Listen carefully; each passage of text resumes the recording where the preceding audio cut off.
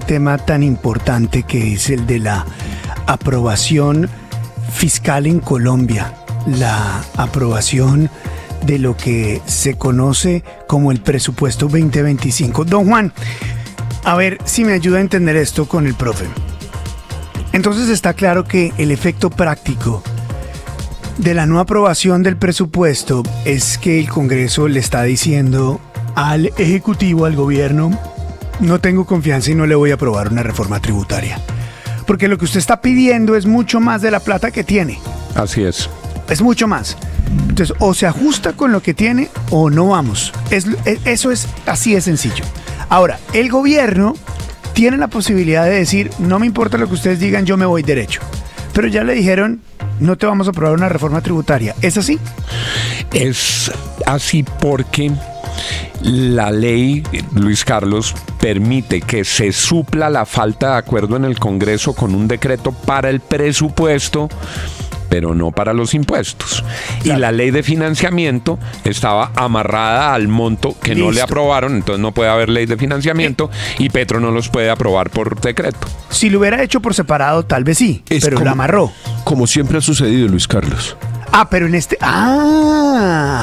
Es decir, en Colombia no es habitual que en una ley de presupuesto, que eso es lo más tradicional del mundo y lo más corriente, le pongan una tributaria con el nombre de ley de financiamiento. Si bien en los países europeos es normal que en el mismo presupuesto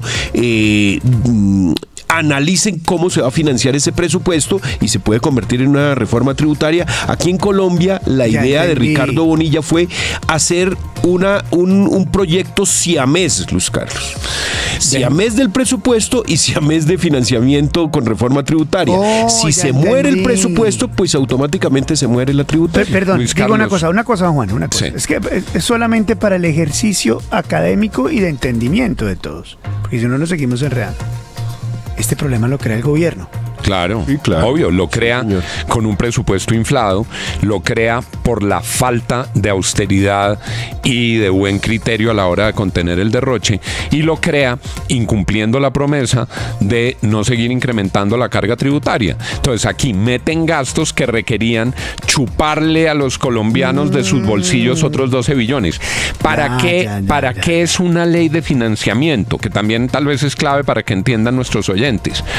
No necesariamente es tributaria y hay algunas medidas de las leyes de financiamiento en el pasado que no son tributarias. Por ejemplo, se autoriza la venta de unas acciones para darle liquidez.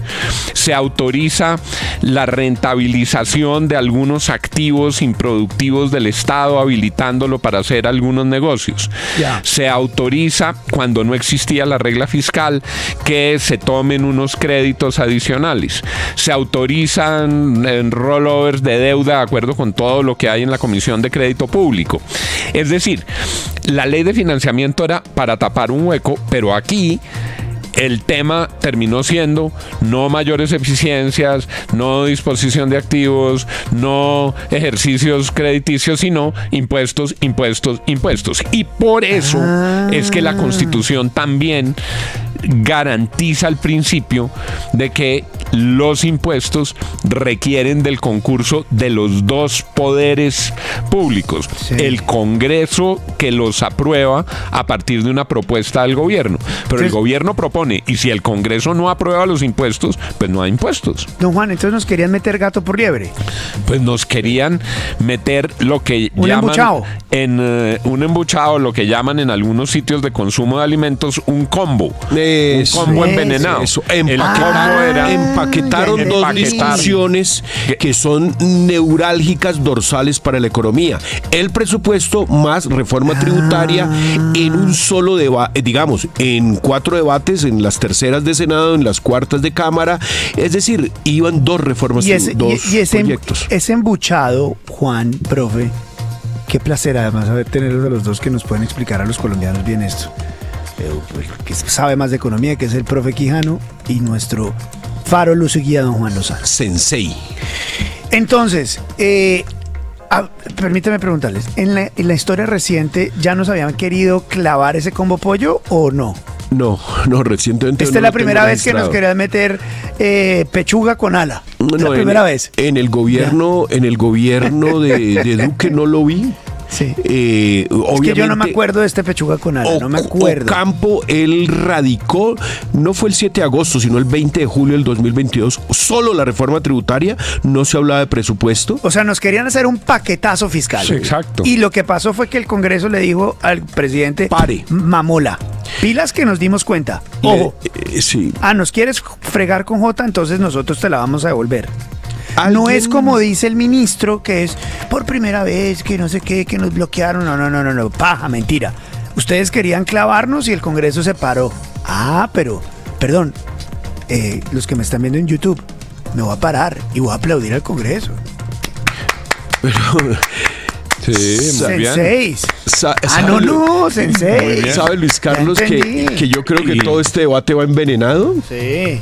Señor. Porque tengo un temor superior y es que el presidente, el gobierno va a decir, vamos a decretar el presupuesto, ojo, vamos a decretarlo, no hay plata, el Congreso nos tiene bloqueado para ejecutarlo, porque eso es otra cosa, doctor Juan, y entonces no hay plata para las instituciones en el 2025. Va a levantar la mano la registraduría y va a decir, ¿cómo así que no hay plata? Yo tengo que hacerle elecciones para el 2026.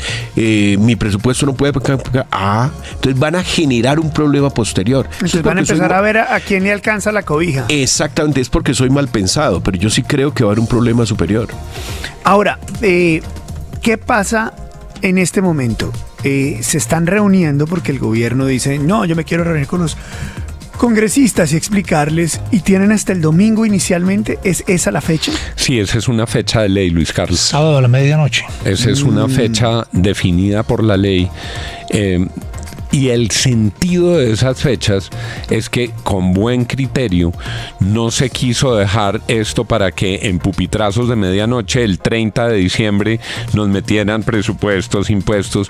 Es para decir, esta discusión tiene que ir por partes. Y fíjense usted que es lógico que empiece por decirles, a ver, van a discutir el presupuesto, primero miren a ver si el monto es el correcto. Sí. Y aquí han dicho, pues el monto no es el correcto. Ya entendí. A no ser de que los congresistas en este momento, William, estén valorizando su voto, que es lo que tradicionalmente pasa cuando las cosas se ponen así apretadas. Claro, puede pasar. Que aparecen los teodolindos y los demás para pedir embajadas, para que cueste más pasar eso. Claro.